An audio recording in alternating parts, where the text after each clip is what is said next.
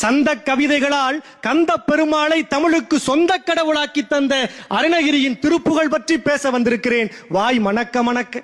திருக்குறளாய் உயர்ந்து நிற்கும் திருப்புகழை படித்தால் வெறுப்புகளை விலக வைக்கும், பொறுப்புகளை உணர வைக்கும். திருப்புகழ் பாடினால் முருகன் தோன்றுவாரா?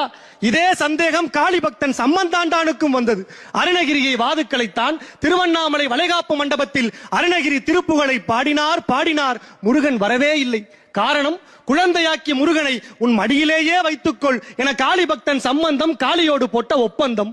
மதுரவாணி தானாட, மலையில் வேதன் ஆறாட, மருவு வானில் உளோராட, மதியாட வனச மாமியாராட, நெடிய மாமனாராட, மயிலும் ஆட நீ ஆடி வரவேணும் என திருப்புகளில் கடவுளோடு மயிலையும் இணைத்த அருணகிரி பாட, மயில் தோகை விரித்தாட, பார்வதி பாலமுருகனுக்கு மயிலை காட்ட, மயிலேறி பாலமுருகன் 16வது தூணை புலந்து தன் கன்னி தமிழ் முகத்தை காட்டினான்.